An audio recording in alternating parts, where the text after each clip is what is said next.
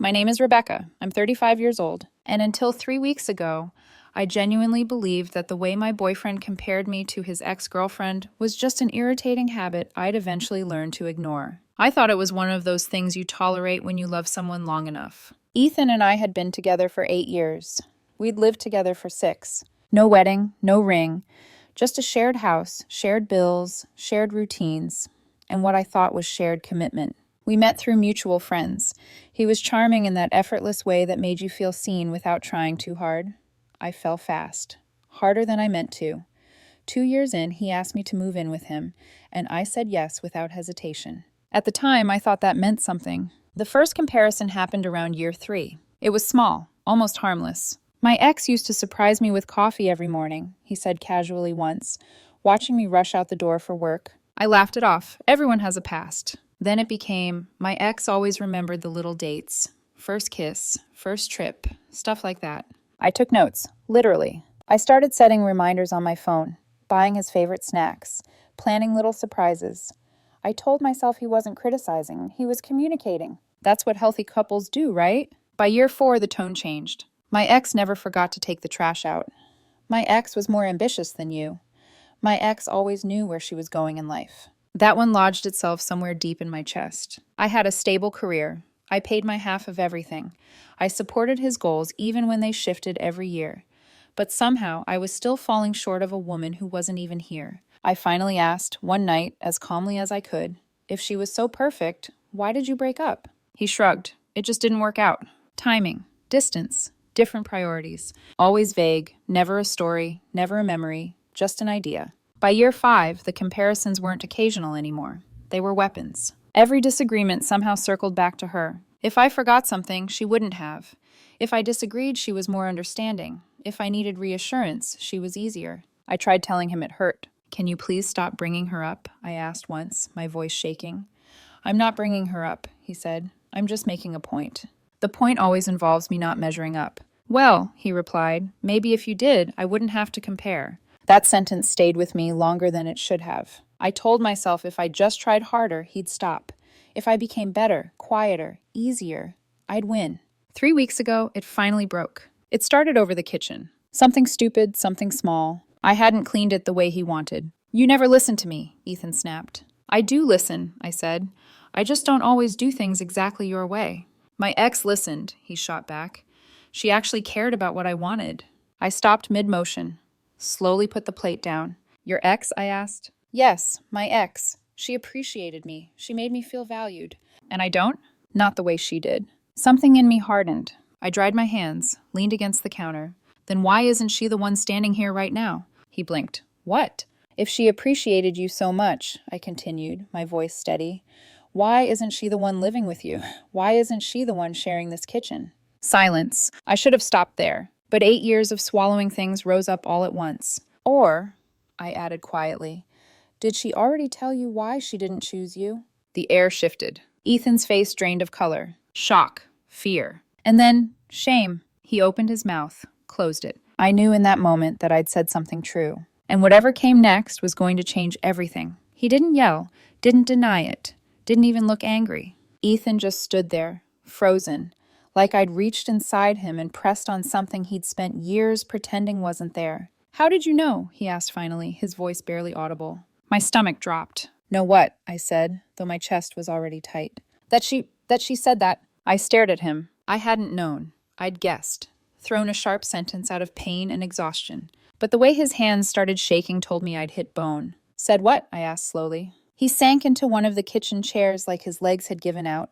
Elbows on the table, head in his hands. She told me I was too much, he said.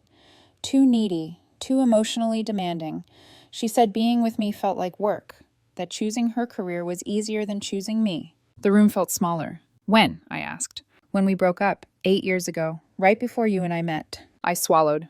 And you've been comparing me to her for 6 years. He didn't answer. Why? My voice cracked, despite my effort to keep it calm. Why would you compare me to someone who rejected you? He laughed quietly, bitter, hollow. Because she was right. I felt something twist in my chest. I am too much, he continued.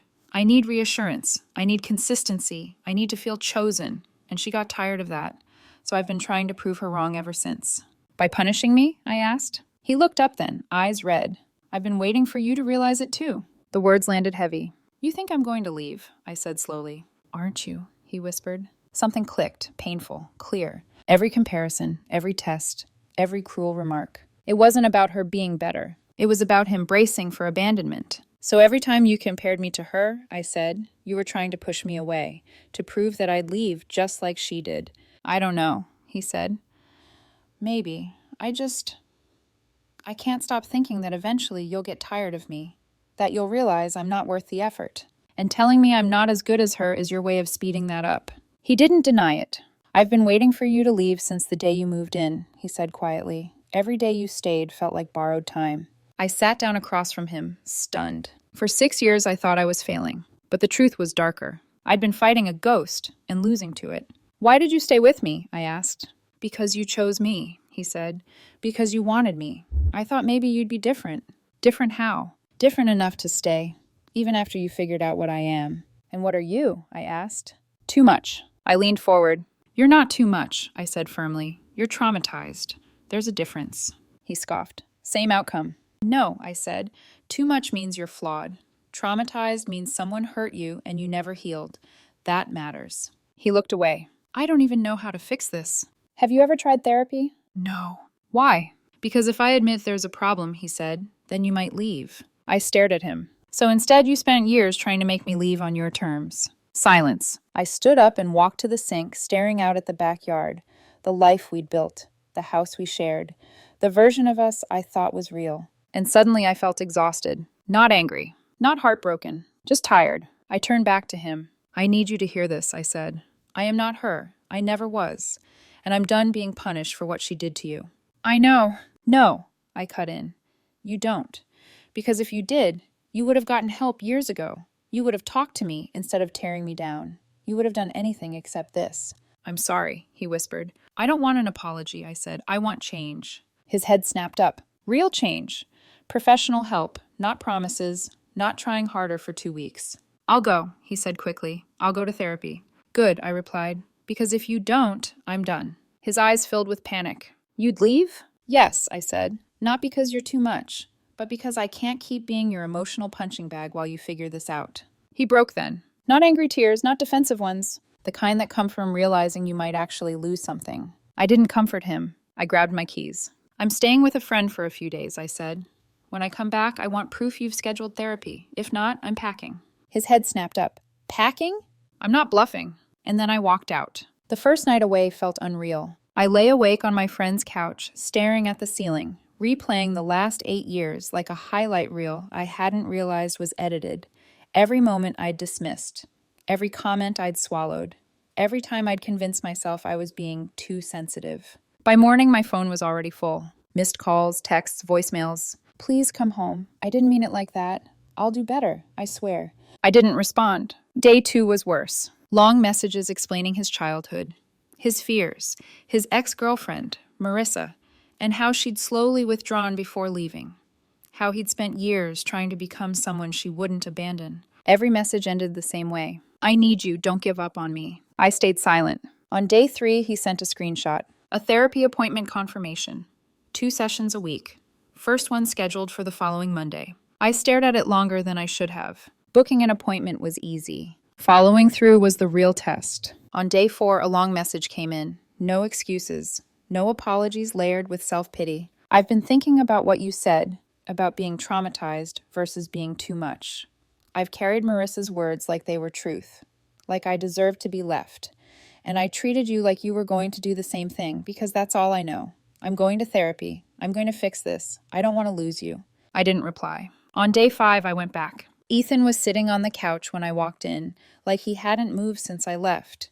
He looked smaller somehow, exhausted, eyes puffy, hair uncombed. Did you mean it? He asked quietly. About what? About leaving. Yes, I said, even now. His face fell. Scheduling therapy is the bare minimum, I continued.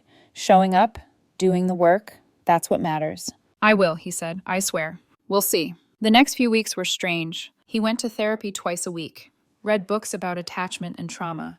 The comparisons stopped completely. Not once did he mention Marissa. At first, I waited for it to slip, for the old habits to creep back in. They didn't. He started talking to me, really talking, about what he was learning, about how his fear of abandonment had shaped everything, about how he'd been trying to control loss by causing it first. My therapist says I've been self-sabotaging, he told me one night. If I push you away, I don't have to be blindsided when you leave. Are you still pushing? I asked. I'm trying not to, he said. Every time things feel good, there's this voice that tells me it won't last, that I should ruin it before you do. And what do you do with that voice? I acknowledge it and let it pass. Can you do that? I'm trying.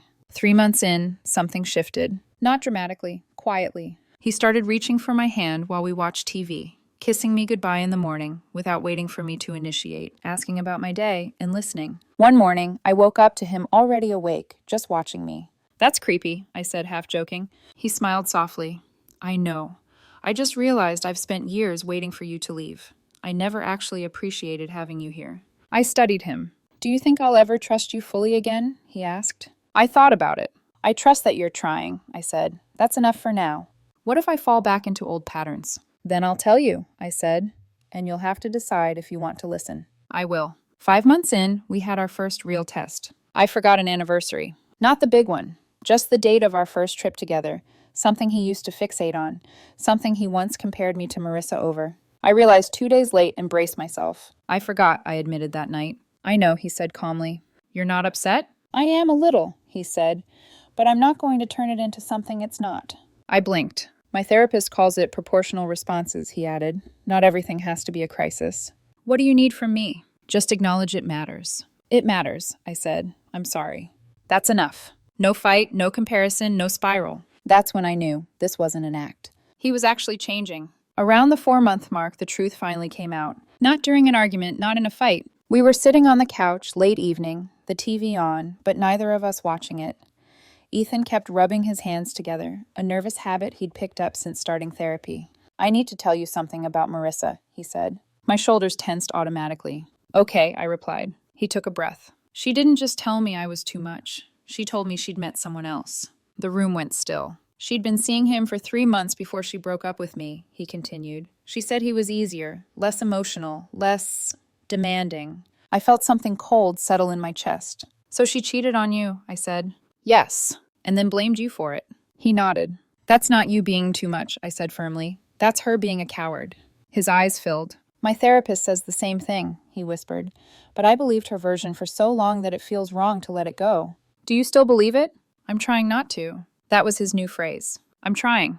And this time, it meant something. Small things began to change. He started initiating affection without fear. Not grand gestures, just quiet ones. A hand on my lower back in the grocery store, a kiss on my temple while I cooked, sitting closer instead of across from me. One Saturday morning, I woke up to find him already awake, staring at the ceiling. What are you thinking about? I asked. That I almost ruined this, he said, and that scares me more than being left ever did. I reached for his hand. I'm still here, I said. I know, he replied softly, and that's what makes it real. Later that week, I surprised him with dinner reservations. Nothing fancy, just a place he liked. He stared at the reservation confirmation like it was something fragile. You didn't have to do this, he said. I wanted to. That was the difference now. We were choosing each other, not proving anything. 6 months after that night in the kitchen, the comparisons were gone, completely. No jokes, no slips, no backhanded remarks. One evening, he said something that caught me off guard. My therapist asked me if I was happy. And? I asked. I said yes, he replied, without explaining why, without adding conditions. I smiled. That's new. It is. Do you still think about her? I asked. Sometimes, he admitted, but not like before. I don't see her as better than you, or better than me. Who do you see her as? Someone who hurt me and didn't deserve access to me anymore. I let that sink in. Later that night, he said quietly, You know what's different about you? What? You stayed, even when I made it unbearable. I almost didn't, I said honestly. I know, and that's why it matters. He looked at me then, not with fear, not with desperation, but with gratitude. That was new too. 6 months after that night in the kitchen, our relationship looked nothing like it used to. Not louder, not grander. Quieter, steadier, more honest. Ethan was still in therapy, twice a week, without excuses. There were days he came home thoughtful, distant, in a processing way, not the cold withdrawal I'd grown used to. Other days, he'd come home and actually talk about what he was learning. My therapist says I confuse anxiety with intuition, he told me one evening. I thought that constant fear meant something was wrong. Turns out it was just old trauma screaming. And now? I asked. Now I try to ask myself if what I'm feeling is about now or about then. That distinction alone changed everything. Trust didn't snap back into place. It crept, slowly, carefully. One night we were brushing our teeth side by side when he paused and looked at me in the mirror. What? I asked. Nothing, he said, then smiled softly. I just realized I haven't compared you to anyone in 6 months. I noticed, I replied. Do you miss it? He asked, half joking, nervous underneath. Deeply, I deadpanned. I was thinking of hiring someone to follow us around and remind me how I don't measure up. He laughed, really laughed. I was awful, wasn't I? He said. You were hurt, I replied. There's a difference. He nodded, swallowing. But I still put you through hell. You did, I said honestly. And you're fixing it. That counts. Does it count for enough? I met his eyes in the mirror. Ask me again in another 6 months. He smiled. Fair. That night, curled up in bed, he said something I never expected to hear. Thank you for not giving up on me. I took a breath. Thank you for not making me regret staying. Silence settled between us. Not tense, not heavy. Comfortable. I don't know if we'll make it long term. I don't know if all the damage can be undone. But I do know this. I'm no longer competing with his past. He's no longer trying to make me leave. And we're both here because we choose to be, not because we're afraid of what happens if we don't. I'm 35, still figuring it out, still cautious, still hopeful. But for the first time in years, I'm not carrying someone else's pain for them. And that feels like progress. That feels like something real.